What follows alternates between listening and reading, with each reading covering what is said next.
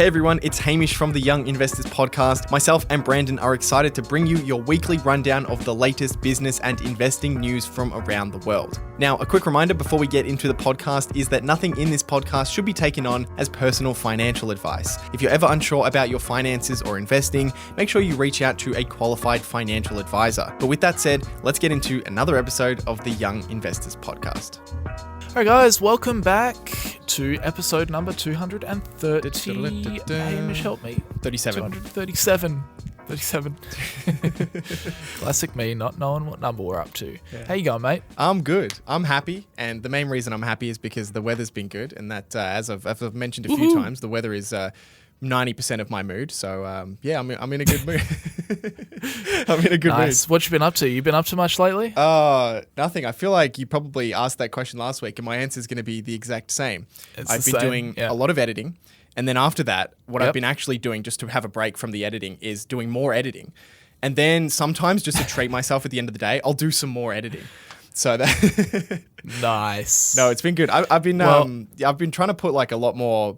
I've been enjoying creating not animations, but like kind of more graphics in my videos. It's actually been fun. Like for me, it's been in the past. It's kind of been like a bottleneck for me because I haven't really enjoyed it. But actually learning some new techniques has been exciting. So I've actually been spending more time editing, but it's been really enjoyable, which has been good. I think it comes across too in your videos. I've noticed that definitely. That there's more like motion graphics. Yeah. It's especially pretty good for a one-man band. Oh, thank you. Yeah, well, especially I think with our content, it's just so necessary to have good visuals because we are talking about numbers or graphs.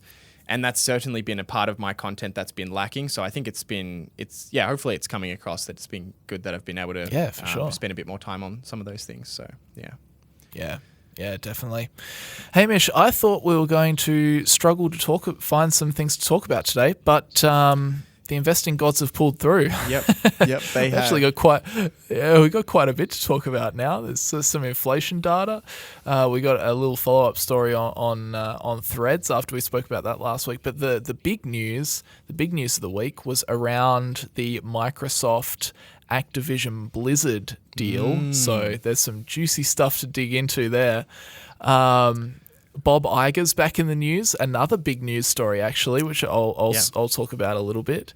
It's all kind of happened quite suddenly, but now we've got a lot to talk about. So I think it's probably going to be a pretty jam-packed episode. Yeah, absolutely. Now, having said that, we'll be over and done within 30 minutes. Yeah. It's usually the opposite. Well, whenever we think it's going to be a short episode, we just ramble for ages, and it's a bigger, long episode. But start talking out of our ass. Yeah, absolutely. But with that said, we'll get straight into it. So today's episode is sponsored by Sharesight, which is an application you can use to track the performance of your stock portfolio. So you can bring in all of your trades either automatically by connecting your broker, or you can do it manually by using Excel or entering your trades in one by one manually if you want. And once you do that, it will track all the gains and losses in your portfolio. So capital gains, dividends. If you have dividend reinvestment plans on kind of ETFs or stocks, it will do those calculations for you. Currency gains if you're buying shares internationally or you hold foreign currencies. And then you can also use it for when it comes to tax time. So, of course, for Australians, we're upon tax time. So if you want to get your share portfolio in order for tax time and save yourself some time and maybe even save yourself some money as well, then Sharesight is a kind of a great way to do that. Sharesight generates up to 12 different reports that can be used to track the performance of your portfolio, as well as at tax time to work out things such as capital gains, dividend income, and more. At the moment, you can try Sharesight for free by heading over to sharesight.com/younginvestors. That's site spelled SIGHT, sharesight.com/younginvestors. So use that link. You can sign up to a free plan and track up to 10 holdings for as long as you want. Or you can sign up to a premium plan for more features and more reporting. And if you use our link, you'll get 4 months off a yearly subscription. So go check it out, especially if you're Australian and because tax time is upon us. Time to get your affairs in order. Indeed. Yeah. Jeez. I just kind of don't want the reminder. Thanks. Yeah, I know. Sorry, guys. I want to cross that. I hate that bridge when I get to it. It's just it's such an annoying thing to deal with. And it's just a headache until it's done, and then it's like, whew, I've got a while to not think about it. First world problems, but it's just a pain in the butt. Yeah. But that's okay. It is what it is. That's definitely a first world problem. Yeah. Oh, dear. You know, I was just scrolling through. We have made so much flipping content on for the Young Investors podcast. It kind of, when I just say the number just off the cuff, like 237. We've made like 237 1 hour long podcasts. How insane is that? Yeah. I'm literally just scrolling back through our YouTube channel. It's actually mind blowing at how much content we've made. Anyway, Yeah, it's actually sorry, it's sorry. Yeah. No, I was gonna say it was just funny because I think it was earlier this week or last week. I went and listened to the first episode again just to see. Oh my gosh! Don't do that. It was so bad. So rubbish. It was so bad. I was like, should I just delete this? Oh, But, no. Yeah, because we used to host it on our own YouTube channels until we made the switch and made the actual Young Investors podcast feed. Yeah. So the Young Investors podcast feed actually starts at episode 62. Yeah, which is good. First one is it's called Tesla Goes Boom, Disney Plus Goes Bang. Yeah, it's crazy. No, it just shows like kind of how far we've come though. It's been good. I think it's still a pretty laid back podcast. It's nothing crazy, but it's we've it's certainly a lot of fun, and it is crazy when you do something every single week. It kind of starts to add up. So it's been good. We've been able to be so consistent with it. All right, let's talk, Hamish. Let's talk big news today. What on earth has happened with Microsoft? Yes. Activision Blizzard. So, this is a story that's kind of been going along for a long time now. And we've had kind of bits and bobs of news here and there. And this week, some big news. A California judge has actually denied the Federal Trade Commission's injunction, which will essentially allow the merger or the acquisition to proceed. So just to give a bit of a timeline of events to kind of understand what led to that, Microsoft, first of all, was aiming to close the acquisition of Activision. I'm going to mix up those words throughout this, so bear with me. The acquisition of Activision, not the Activision of acquisition. But they aim to get this completed by the 18th of July. So what the Federal Trade Commission, and then kind of in the meantime, the Federal Trade Commission has filed a lawsuit to block the acquisition. And the trial for that lawsuit is actually in August. So the trial was set, or is set, for after the time where the acquisition will close. So what the FTC has to do then is they have to file a motion to get a preliminary injunction, which is essentially just a fancy way of saying they want to pause or prevent the acquisition from going through until the trial takes place. So that's what injunction means. It means to some kind of stop order. And the news this week is that the judge ruled against the FTC. So no injunction will be put in place, which essentially means the path has been cleared for this acquisition to close. Well, at least one part of the path has been cleared for this acquisition to kind of proceed. We'll talk about maybe some of the other kind of roadblocks potentially still in their way. Right. But before I get to that, there's a couple of core reasons for the decision handed down by the judge. So a core part of the FTC's argument against the merger was that Activision titles, game titles such as Call of Duty, could potentially become exclusive to Xbox-owned Xbox consoles. Since then, Microsoft has committed to keeping the game on competing consoles for at least 10 years. So that was kind of one aspect of why the judge is not allowing this injunction. And then the other part was that the judge found the FTC's star witness unpersuasive. So the FTC's star witness is the CEO of PlayStation, Jim Ryan, PlayStation owned by Sony, Microsoft's biggest competitor. And the judge the quote from the judge was, the FTC's heavy reliance on Mr. Ryan's, the CEO of PlayStation's, testimony is unpersuasive. Sony opposes the merger. Its opposition is understandable. The merger is perhaps bad for Sony, but good for Call of Duty gamers and the future of gamers. So they essentially found Sony's argument that it's bad for Call of Duty unpersuasive. And that was kind of the other key part of the decision. Interesting. Right. So they've basically said, no, sorry. You've not persuaded us to what was it? Grant you this, the injunction. What's it called? Injunction. Okay. So if that blows my mind. So if they if they hadn't have gotten this injunction, they won't wait for the trial. The merger will just close, and then it's just like, well, sorry, the merger's already happened. They don't even wait. Yeah, essentially, yeah. So they'll essentially allow, as far as I understand, they would essentially allow the acquisition to close, and then I believe the trial could probably still take place in some respects. I'm not exactly sure how it works, but the next kind of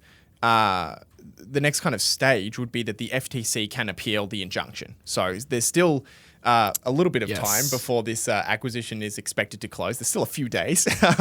So they can still appeal the injunction. And essentially how that works is they go to a slightly higher court and they say, no, that judge in the lower court was wrong.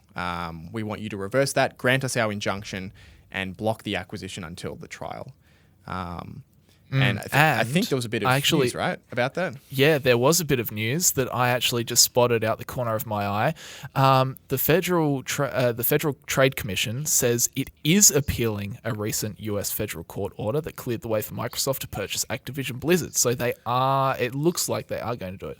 The FTC has filed a notice that it is appealing Judge Jacqueline Scott Corley's decision, but we won't know the regulator's full arguments until the full appeal is submitted to the Ninth Circuit Court of Appeals. So interesting. They actually are looking to, at least, well, they say their intention is to appeal it. And now that, sorry, not to interrupt you. It's interesting because this is pretty unstandard for the FTC. Usually, if there's if the court rules against them. In the last couple of antitrust cases they've gone through, they've just moved on to the next case. So it is kind of interesting that they're actually potentially looking to appeal, which means they obviously see this as a pretty significant case. And it is a massive acquisition, so that's also not surprising. It's a $70 billion acquisition. So it makes sense that if they believe that it shouldn't go through, that they would put all of their resources and options to use in this case. Now that the FTC is choosing to appeal Judge Corley's decision, the regulator needs the Ninth Circuit Court of Appeals to issue an emergency stay to extend the existing temporary restraining order that is set to expire at 11:59 p.m. PT on Friday, the 14th of July. It's not clear if the appeals court will even rule before the deal deadline on July 18th, potentially leaving the door open for Microsoft to close the Activision Blizzard deal on Monday or Tuesday without a restraining order in place. Right. On Wednesday, Activision Blizzard CEO Bobby Kotick told CNBC's Julia Boorstin, "I'd be surprised if they would waste taxpayer resources on something like that," referring to an FTC appeal. The Activision CEO said that. Wow, that's a surprise. What a shocker. I know. Yeah. Is your mind blown, Hamish? That's crazy. So that's really interesting because that kind of speaks to what I was saying before, which is there's not much time left. There's just a few days until Microsoft has said they want to close or will be closing on this acquisition. So whether they can even get a court to sit and hear on this is that's a very short amount of time. For that to take place. So, yeah, it will be... Hello, court. Are you open today by chance? Yeah, have you got a spot for us? Just wondering, what are your trading hours for today? Yeah. All right, I'll just pop in a minute. I'll see you guys soon. Bye. Yeah, exactly. Yeah. No, I have no idea how the politics of that works, shuffling around cases or whatnot to get it in front. Who knows? Who knows? Yeah. But, so there you go. So it looks like the FTC will appeal, though. Yeah, interesting. Okay, so that's kind of one aspect of the blockage or the walls in front of Microsoft and Activision for this acquisition. The other two kind of the other two areas are the EU and the UK regulators. So the EU regulators, the Commission has already approved the deal. So the EU's given them the go-ahead. They're all good. The UK is the other regulatory body still standing in their way. The UK's Competition and Markets Authority is now the other kind of regulator that's still blocking the deal. But guess what, Hamish? What? Is there more boy, news? Oh boy, I have an another piece of news. Oh my God, this in is a follow-up this is to a monster week for this story. I didn't realize. Yeah, I know. Actually, though, just when you thought it was all over, no. It appears the UK Competitions and Markets Authority may have now had a change of heart after a US judge on Tuesday denied the FTC's motion for a preliminary injunction to stop Microsoft from completing its purchase of Activision Blizzard. The UK CMA said it was ready to go back to the negotiations table with the Redmond giant. Quote, "We stand ready to consider any proposals from Microsoft to restructure the transaction in a way that would address the concerns set out in our final report," a CMA spokesperson told CNBC via email on Tuesday. Hey, there we go. The plot thickens. So now it looks like the CMA could be willing to come to an agreement. It says, quote, "In order to be able to prioritize work on these proposals, Microsoft and Activision have agreed with the CMA that a stay of litigation in the UK would be in the public interest, and all parties have made a joint submission to the Competition Appeal Tribunal to this effect. The regulator could have gone ahead and progressed with legal action in the courts. However, this would have been a lengthy and costly process and may have been particularly bruising for the watchdog if it were to lose the case." Alex Hafner, a competition lawyer at law firm Fladgate, told CNBC that the setback to the FTC essentially left the CMA, quote, "exposed to being the only regulator that has actually blocked the deal." Why did they do this? You might call it face-saving, you might also call it pragmatic given the circumstances. It's been backed into a corner and publicly said it's announced a stay of the appeal to negotiate with Microsoft, Hafner added. You add that together with the political machinations of all the heat the CMA's got, it's pretty nailed on that it's going to negotiate some kind of settlement with the parties. Wow, there you go. It's that is interesting that they let, or at least they look at the decisions of other countries' regulatory bodies, and that influences their own decision. Isn't it? And I guess in some respects, it kind of speaks to, well, if US courts are going to rule this way, then UK courts will probably rule. So just kind of from a practical perspective, it makes sense to kind of say, okay, well, their court ruled that way, our courts would probably rule a similar way. Given maybe similar legislation on this topic. So, we'll just stop blocking it or at least allow them back to the negotiation table is kind of what they said. But it is certainly interesting. One thing I kind of noted on this was the stock price of Activision has been interesting to watch because, of course, the acquisition price has been $95 per share.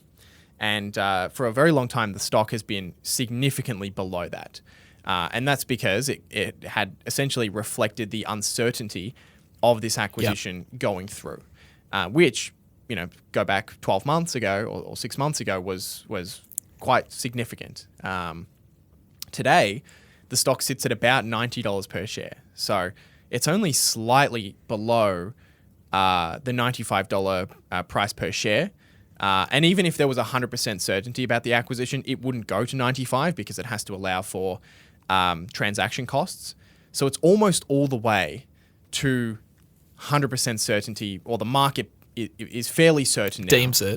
Deeming it fairly certain. Not that, markets aren't always right, but surprise. But the market is now very confident that the acquisition will go through, which has been interesting to watch. And that move happened just this week on all of this news. So the stock rose, I think, 10% on a day when the FTC was denied their injunction. So wow, it's interesting to see that it's gone from, I think, about $65 per share or $70 per share, reflecting 20-25% upside if you were betting that the acquisition would go through. Which is kind of called a risky arbitrage. It was what Warren Buffett was talking about with their investment through Berkshire Hathaway in Activision. And now most of that gain has been kind of eliminated, or it's occurred. It's been realized. It's been realized. Yeah. Yeah. Do you reckon? I reckon 13F, Buffett's 13F. Well, you reckon he's out? The thing is, we're not going to see it on this 13F, right? Because imagine... You don't think so? Well, potentially. But a large part of the gain has come after the end of the second quarter. Okay. Potentially, we would see it in the third quarter 13F filing, which would not be coming out for 4 months. But you're right. We might see some of it. They already trimmed in the last quarter, I believe. They trimmed a little bit of the stock. Yep. So yeah, I'm not sure. Yeah, because, true. Because we did hear Buffett talk about this as a lot from the respect of it's a risky arbitrage bet. And while I'm sure he potentially believes in the company long term, if that is the play, most of that gain has already occurred. So you can get most of that benefit from the risky arbitrage if you just sell the stock today, rather than waiting to get the $95 when the acquisition, or if the acquisition goes through. And certainly the risk reward profile has shifted. Now there's a very small reward for quite a big loss if the acquisition still somehow fails. You would imagine the stock would fall down quite significantly. Yeah. I reckon he would be taking this opportunity. I mean, why not? He'd at least be reducing as much as he can without influencing the stock price. Yeah. And I think hopefully we'll see some of that. Yeah, when what are the 13Fs? It's still a month away, right? It's Yeah, it'll be interesting to see even if he decided to start reducing before the end of the quarter. Actually, no, it should be pretty soon, right? Am I? Yeah, no, it's still like a month from now. Still a month from now. They got 45 days, so they've got however many days, 31 days, and then so the 14th. Yep. The 14th of next month. We'll get him. We got one 13F already. We got Mr. Charlie Mungers, and he. True. He did precisely nothing. So it was. it's not one of the topics we're talking about today. Yeah, no, we didn't put it in because he did absolutely nothing. There you go. I guess we have covered it. Yeah. Well done, Charlie. We did it. Absolutely nothing. Do we have anything else to talk about with the Microsoft Activision acquisition? Yeah. I'm just going to start calling it a merger for future reference because it's so much easier. No, that's it. So we'll see. Next week we'll maybe have a short update on this because we will know whether or not. We will likely know whether the acquisition has gone through or whether an appeals court has listened to the FTC and said, you know what, we change our mind. You know what, have your injunction. Yeah, it's all happening, Hamish. It's all happening. All right. I've got to talk about this this very big news story that broke very recently. I think Bob Iger, my man. I love Bob Iger, by the way. He's great. I think Bob's great. He has extended his contract to through 2026. Wow. So he's going to stay at for somebody that retired, what was it, like 4 years ago? Yeah. He's not doing a very good job at retirement, is he? No. He just can't get away from them. No, he can't. So I think it was at the end of 2024 that he was going to step down. Yeah. There we go. It says, Disney has officially extended Bob Iger's CEO contract by another 2 years. So he's going to stay. Honestly, I think this is great news. Anyway, we'll talk about that in a little. I'll read you a little bit more. Disney's board of directors announced late Thursday afternoon Iger has agreed to continue to serve as Disney's CEO through December 31st, 2026. In a filing with the SEC, Disney said Iger's new contract will include an annual bonus target for the executive equal to 500% of his annual salary. Sheesh. Oh, but then again, that's good reason to stay. But then again, I'd have to look at what his salary actually is. But normally salaries are quite, like, in the grand scheme of things, quite low. Yes. And then they get dumped a boatload of stock or options or something, which makes their salaries tens of millions. Yeah, assuming the salary isn't insane, you actually want the variable part of the compensation to be a very large percentage compared to salary. Like, assuming the salary isn't like $100 million or $50 million or something, you'd prefer that, most of the pay that they're going to get comes in the form of a bonus only if they meet certain performance targets. The other way around would be quite bad for shareholders, I think, if they receive a very large amount of cash and only a little bit extra if they, do well in the business. Their incentives are likely not to be super aligned in that respect. His base salary was $3 million. Right. Okay. So that's very small. I think. Yeah. Oh, this is from 2020. Anyway, it's small. So, but he's still gonna get a nice bonus by sticking around. So what else? Quote, time and again, Bob has shown an unparalleled ability to successfully transform Disney to drive future growth and financial returns, earning him a reputation as one of the world's best CEOs, Disney chairman Mark Parker said in a news release.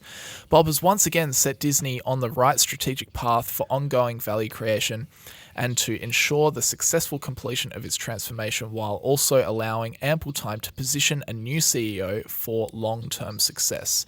The board determined it is in the best interest of shareholders to extend his tenure, and he has agreed to our request to remain CEO through the end of 2026, Parker added. Iger, who stepped back into the CEO position in November, has remained hyper-focused on profitability as investors shift focus away from subscriber growth and put more emphasis on margins. There you go. Yeah, it's not overly surprising, I think. The 2-year time horizon especially given everything he spoke about when he came back, he did that kind of town hall talking about transforming the business, cutting costs, and potentially divesting parts of their business. We saw them move kind of ESPN and their sports business into its own segment.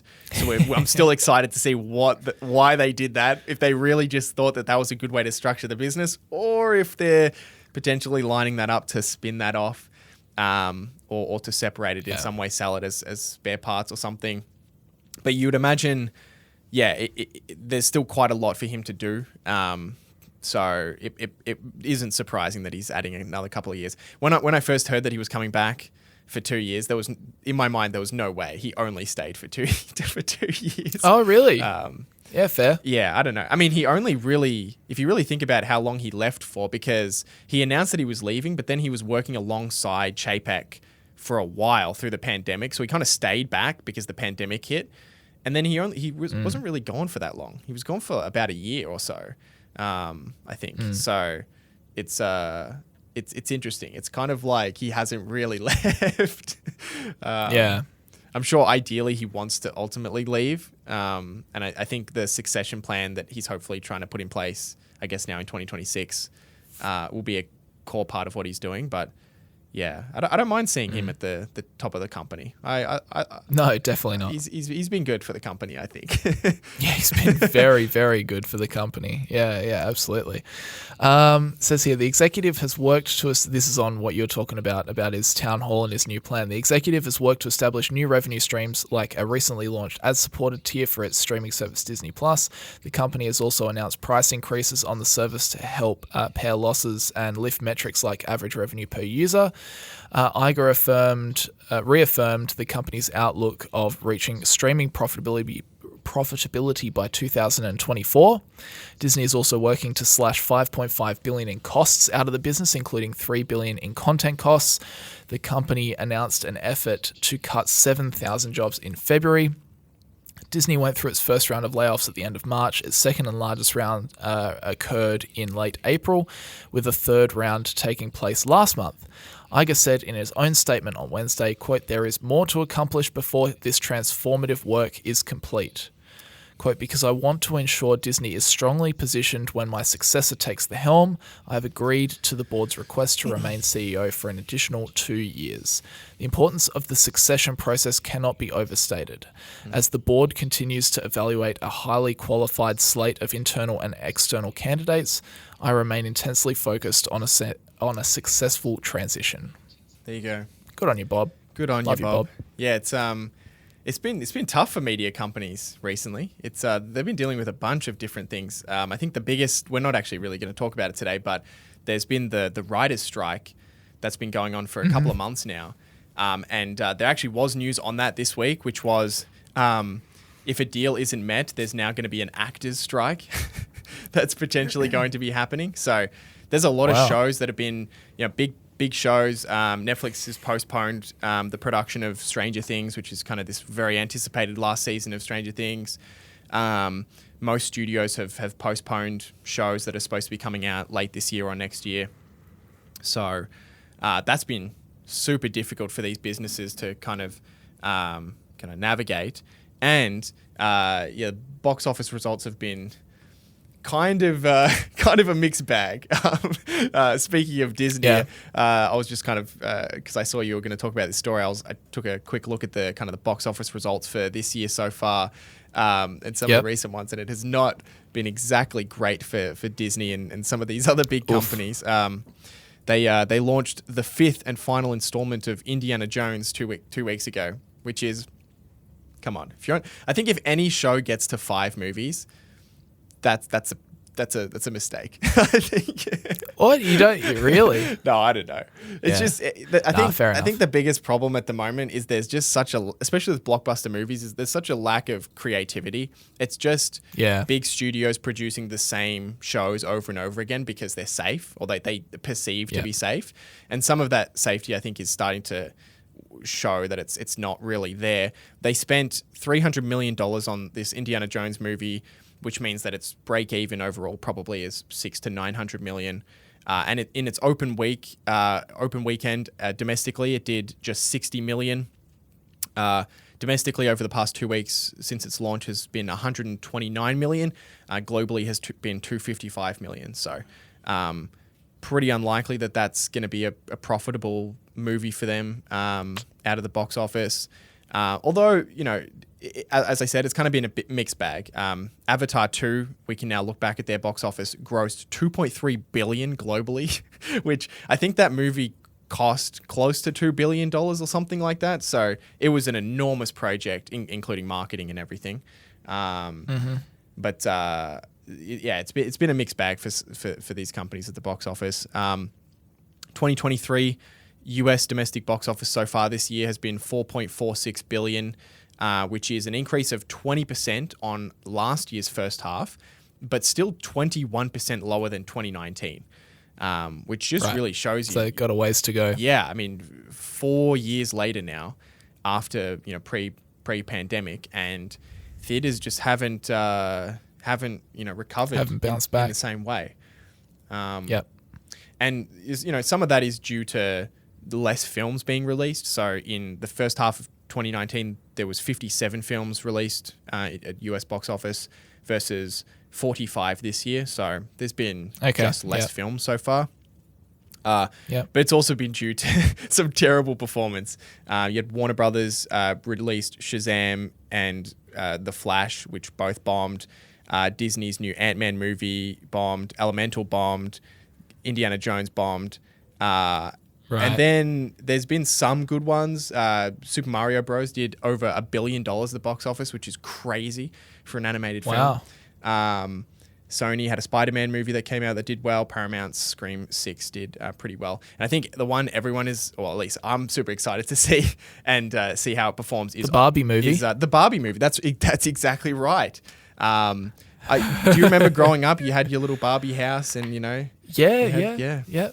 Barbie and Ken and you battling and lying down at the pool and this and favorite pastime of mine. I showed you my collection last time you were here, right? You saw that. I know. We were playing Barbies for hours. Yeah, I've told everyone here that I have 3 bedrooms. It's actually 4, and the 4th one is just a Barbie room. So Barbie collection. Exactly. No, Oppenheimer. I think Christopher Nolan's new film, 3-hour film on the discovery of the atomic bomb. So I think that'll be, I don't know about you, but I've seen so much marketing for this movie. The budget was only the budget was $100 million. But I would imagine the break even on that movie is probably quite high because they've done an enormous amount of marketing. But I'm super excited to see how it actually performs because the hype around that has been kind of insane. I'll definitely go and see it. Christopher Nolan, he makes pretty interesting movies, I feel. Yeah. No CGI. When does that come out? It comes out pretty soon, right? Next week. Yeah. I feel like we're doing an ad for Universal now, but Dun, dun, dun, dun, dun, dun, dun, dun, dun. Oh, he's the guy that did Interstellar, and I watched Tenet as well. Oh, Inception. Yeah. Yeah, he's done heaps. Yeah. He's Dark Knight. He's good. There you go. Yeah. Memento, that's a good movie. Yeah. Wow. I didn't realize. Yeah, he's done heaps. Yeah, his movies are great. And he never uses, he doesn't use CGI. That's like his big thing. So, What? Yeah, it'll be, he always uses practical effects, which will be, very interesting to see how that plays out in Oppenheimer, a movie about the atomic bomb. But, Yeah. Yeah, that's his big thing. He doesn't use CGI, which is kind of refreshing because a lot of the CGI in movies recently has just been really cheap, in my view. Like there's good CGI tech, but when media companies are trying to cut back, they kind of skimp on the CGI, and it kind of lets down the movie sometimes. Oh, definitely. Yeah. Looks terrible sometimes. Yeah. Yes, there we go. Anything else? Anything else on the movie front? That's interesting though. Yeah, it's crazy that box office still is 20% down versus pre-pandemic. Yeah, it's you got to wonder if it's ever coming back. Like that's the thing. I mean, I'm sure it will, but not the same. That's the thing, right? It's not just the pandemic that's happened since 2019. You've had every media company launch and make a big attempt in streaming. So you've got, now, Disney comes out with a big movie and you're kind of like, that might be okay.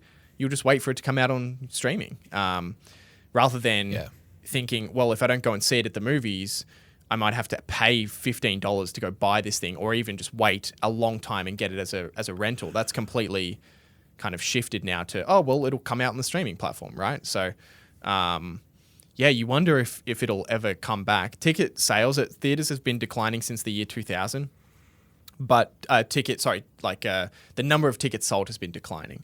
But the ticket revenue has been increasing just because of the cost. But yeah, it'll be interesting to see if this is kind of an inflection point for theaters. Who knows? Yeah, definitely. Yeah. Guess we'll wait and see. All right, tell me about what's going on with inflation at the moment. You want to tell us about that? Yeah, we got it's good news. We've got it's very good news. Very good news. Really? Sick. Yeah, this is US inflation. The headline figure came in at just 0.2% for the month in June, which now represents a 3% year-over-year rate for the headline inflation figure, which is very low. That's of course we'll talk about core inflation because, remember headline inflation is very much driven down by energy. But that headline figure is the lowest level since March 2021. So well over 2 years now. And it represents the 12th straight month of declining inflation from the 9.1% peak, which was June last year. So, wow, that was a year ago. Yeah. That's insane. Yeah, it's crazy. And yeah, now you look back on the chart and it's like, wow, yeah, inflation has been really pushed down. Core inflation, which has been kind of stickier, came in at just 4.8% compared to 5.3% last month. So that represents a pretty reasonable decline as well. It was also only 0.2% for the month. So at the current kind of monthly rate, inflation, even core inflation, is trending towards between 2 and 3% within the next 12 months. So, maybe that we never really know. I mean, up until June last year, it was trending up like a rocket. So it can change very quickly. But that's certainly very, very good news. Energy was driving the decline, down 27% year over year, with fuel oil being down 37% year over year. So that's obviously driving a big part of the decline. The worst inflation is still coming from food, which was 5.7%. Shelter was 7.8%, and transport, which was 8.2%. You still the unavoidables. Yeah, exactly. Like we spoke about last week. Who needs a home? Who needs food? Who needs these things, right? Yeah. But so there's some areas that are still quite high.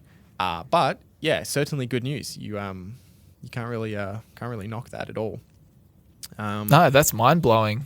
I mean, hopefully, fingers crossed, the core CPI can also continue coming back down. It's crazy that we're back down to 3% now for headline inflation. Yeah, it's almost hard to it's unbelievable that's the number, because 3% is good. The US target is 2%, but the Australian target is 2 to 3%. So there's a bit of disagreement about. We're in the ballpark. We're certainly in the ballpark. I think 3% is acceptable. I would imagine.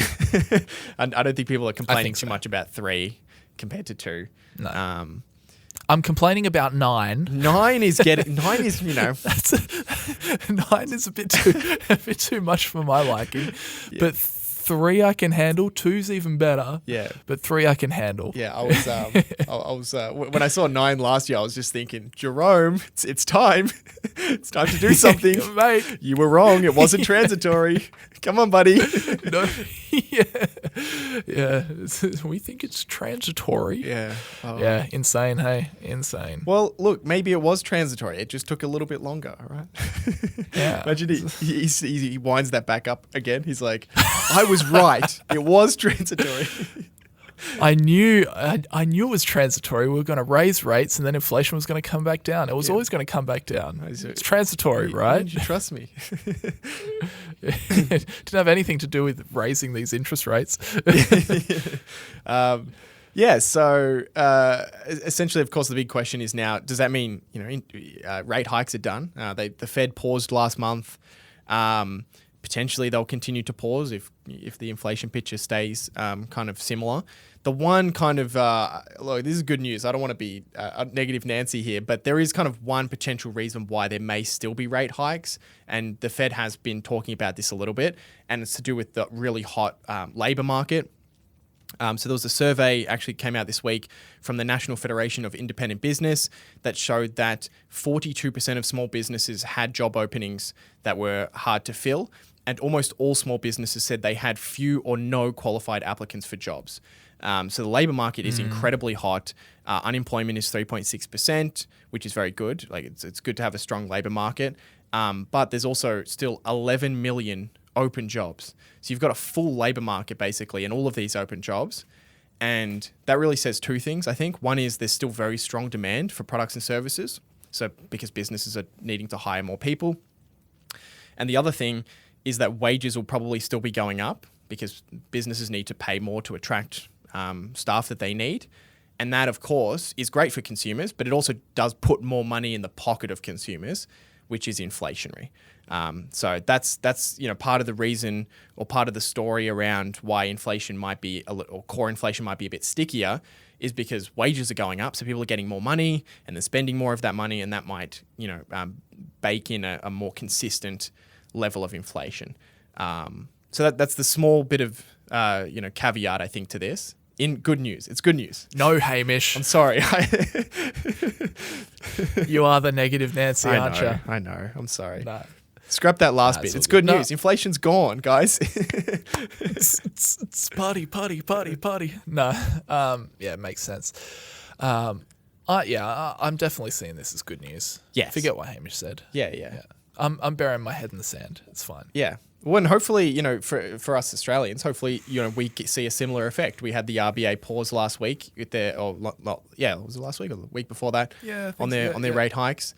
And we've got inflation data coming out in, I think, 2 weeks. So hopefully, similar story. Fingers crossed, eh? Fingers crossed. I don't have anything to add on that. Yeah. How are we doing for time? Do we have more stories? Oh, no. We've still, yeah. Let's go through one more news story. Yeah, for sure. What have we got? What have you got on the Bank of England? What are they doing? Oh, yeah. This is nothing crazy. I just thought that this kind of ties into everything we've been talking about, especially the situation in Australia. The Bank of England warned. The headline is Bank of England warns of mortgage agony. Jesus. So I thought I was negative. Yeah. Who wrote this headline? So there you go. There's your clickbait thumbnail, isn't it? Agony. Oh my goodness. Yeah. The Bank of England warned already struggling homeowners could see monthly mortgage repayments rise sharply in the coming months, but stressed households today are not nearly as indebted as they were in the run-up to the GFC. UK households are currently being impacted by a cost of living crisis and higher interest rates as their fixed-rate mortgage deals expire. So that's similar to what we've got in Australia with the fixed-rate mortgages. Yeah, it's a cliff. Yeah, exactly right. In the Bank of England's Financial Stability Report published Wednesday, the central bank said its model shows that over 2 million mortgage holders will see monthly payments increase between £200 to £499, so 259 USD to 645 USD by the end of 2026. Almost 1 million people, meanwhile, were projected to see their monthly mortgage costs jump by more than £500 over the same time frame. Wow. The Bank of England said that the amount of household debt remains some way below the historic peak reached in 2007, however, so maybe a little bit of a saving grace there. Yeah. The central bank's report comes shortly after the UK's average 2-year fixed mortgage rate rose to its highest level since 2008, deepening fears of an impending mortgage catastrophe. The average rate of a 2-year fixed deal rose to 6.7% on Wednesday, according to figures from data provider Moneyfacts. This key mortgage rate came in at 6.66% on Tuesday, notching its highest level in 15 years. The average 5-year mortgage rose to 6.2% on Wednesday, a modest increase from Tuesday, but still some way off the 6.51 level reached on October 20th. October 20th when? It doesn't actually say. Anyway, there you go. October 20th, sometime. Sometime in the past 100 years, on the 20th of October. Yeah. Oh dear, oh dear. No, October, was that supposed to say October 2008 maybe? I don't even know. It doesn't say it. It doesn't say it. Good one. Anyway, there you go. But I just chucked this one in. We don't have to talk about it for too long. I just chucked this in because it is very similar to what we've kind of been speaking about happening in Australia. Yeah. It's I mean, it's. I think the US is kind of unique in this respect because they have these super long fixed mortgages, these 10, 20, and 30-year fixed mortgages. It's insane. It's very crazy. Different from what most countries have in terms of all the products that banks offer. Maybe that creates other problems, in their banking system. All of these banks that have all of these fixed, very low fixed interest mortgages, they're earning very small amounts of interest, but then for those savings accounts, the rates have gone up a lot, so they're paying out a lot while they've got these like kind of fixed incomes that are really low.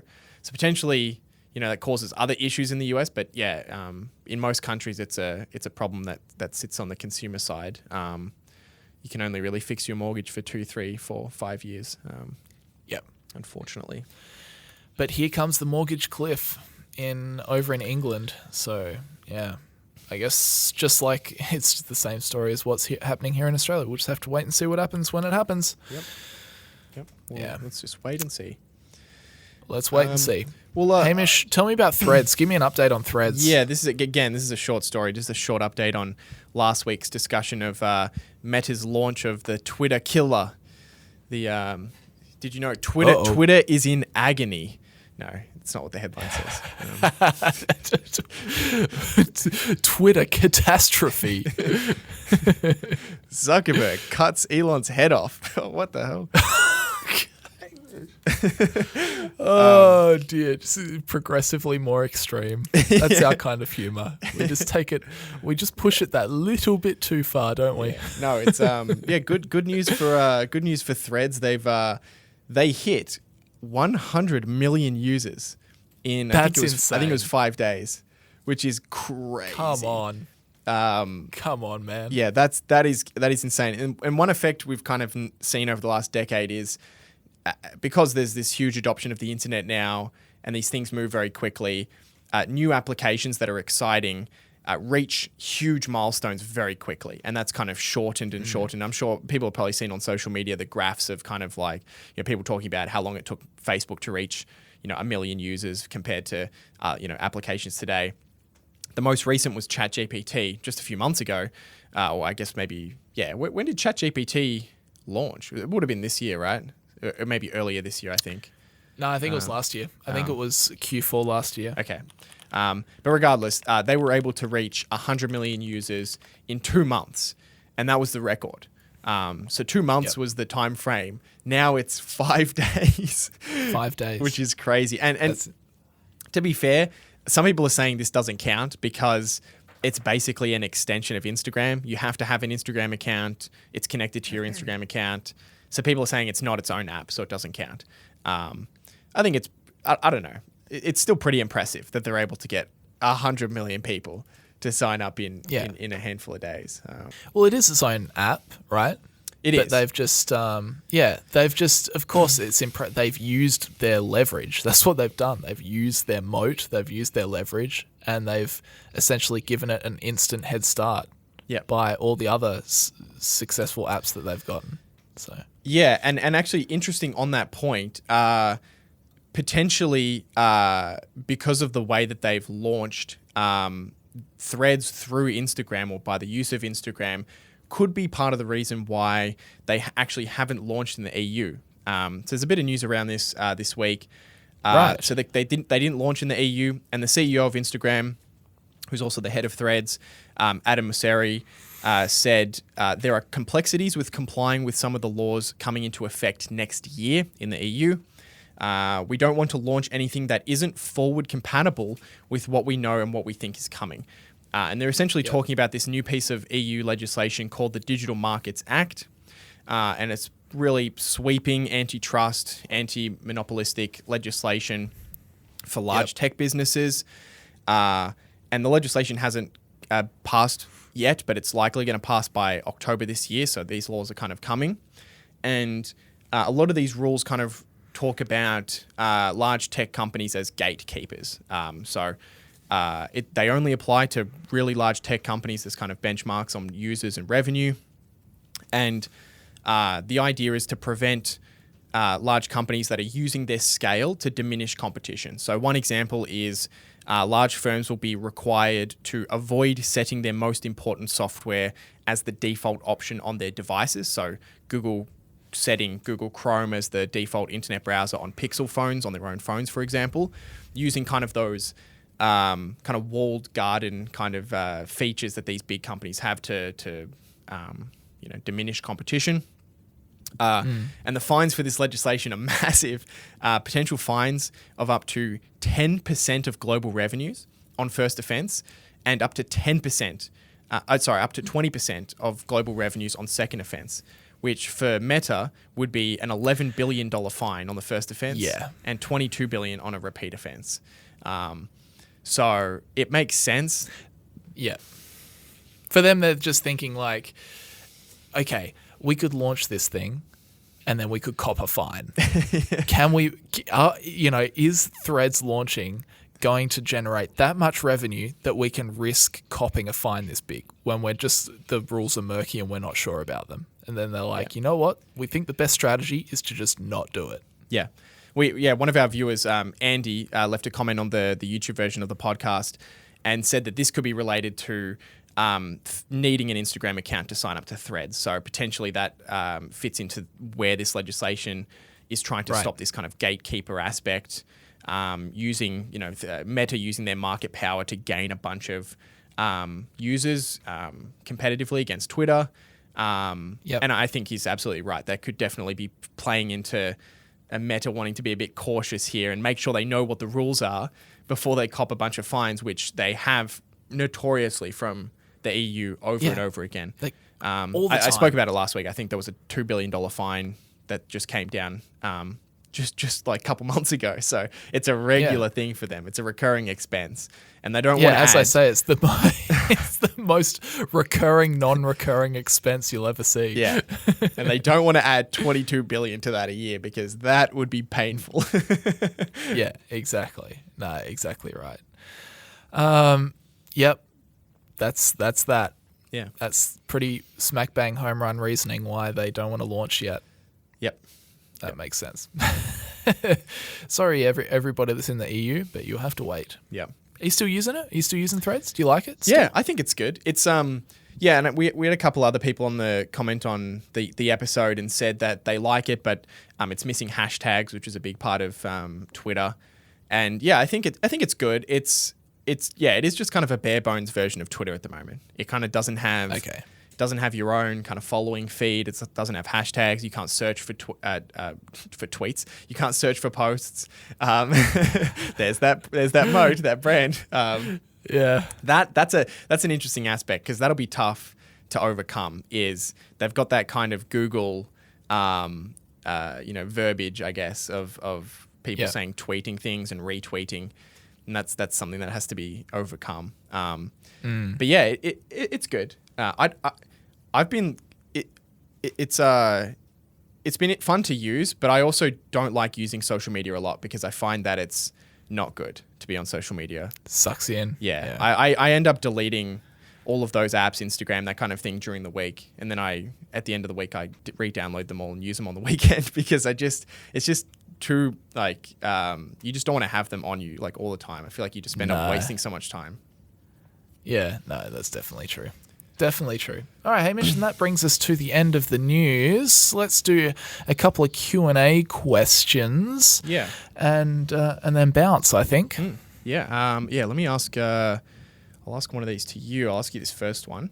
Sure. By the way, guys, if you have any questions, if you're on Spotify, just scroll up and you can ask your questions just natively in the Spotify app, or you can head over to the YouTube version of the podcast and leave your questions as a comment on the latest episode. We're always welcoming new questions and even just comments on stories that we talk about as well that we can kind of bring up in future episodes.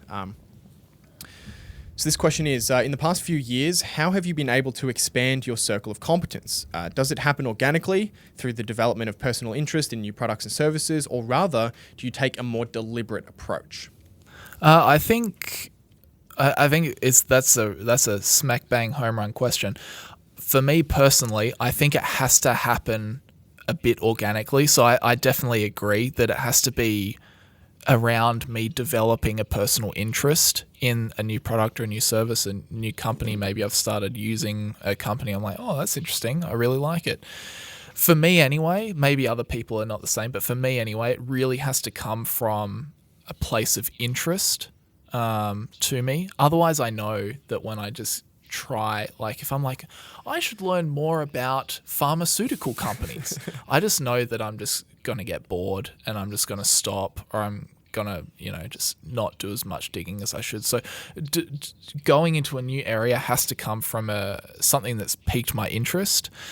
Having said that, I think you're right. I think there is a deliberate part of it that once you drift into a new maybe product category or a new industry, you maybe have one or two companies that you're like, oh, I'm really actually quite interested in those, but the industry is padded out by multiple players. So sometimes you do have to take a bit more of a deliberate approach and be like, okay, I looked into that company that's new and I started using their product and I really like it. But now as a part of forming a better circle of or a expanded circle of competence, I also do need to look into these other companies to better understand the industry. I guess in a way that maybe when you started looking into restaurants, there was one that maybe took your fancy. Maybe it was Texas Roadhouse. But then you also said, hang on, I can't just look at Texas Roadhouse. I need to see how the metrics of the industry stack up with other, casual dining kind of places. Is that kind of what you think as well? Or different? Yeah, that's an interesting example. It was kind of like that, a little bit different. I would say I always start organically. So I always start with areas that I find interesting, and then obviously there has to be some kind of deliberate attempt to, as you said, kind of expand your understanding of the industry. When it came to the restaurant chains, I actually didn't start with Texas Roadhouse, which is kind of interesting. I actually started with the industry itself because I thought it was interesting. It was kind of, it's a kind of business that doesn't have too many moving parts, so it was fun to go deep on it. And I ended up just going through and getting a list of all of the publicly traded restaurant companies. And I just went through one by one and I analyzed all of them. Oh, okay. Or at least, I spent time looking at some of them and I spent a lot of time on others. And that's actually how I found Texas Roadhouse. So I didn't find the company first and then use my interest in that to look at other restaurant chains. I actually just was interested in restaurant chains generally, and that led me to filter out the bad ones and filter to the ones that I thought were interesting. But yeah, I agree. I think it has to start organically, because otherwise you're going to force yourself into learning about things that you're not that excited about, and you're not going to go as deep as you should. So yeah, that's kind of been my approach. Very interesting. Well, hopefully that is interesting. Hopefully that is helpful. And with that said, I think we will wrap things up for today. But yeah, if you do have a Q&A question you'd like us to answer, definitely leave it on the most recent version of the podcast, and we will chuck it in our Google Doc, and we will slowly get through them. Yep. But yeah, wow, bang, an hour, just like that, Hamish. Just like that. Just like that. We always manage to do it somehow. But yeah, thanks very much, as always, guys, for tuning in. We appreciate the hour that you give us each and every week. Hopefully you got something out of it. Hopefully you learned something and found it a little bit entertaining, maybe help you on your drive to work, your long, boring drive to work. I hate commuting. Anyway, all right, we are going to bounce. Thanks, guys, for tuning in, and we'll talk to you all next week. See you guys.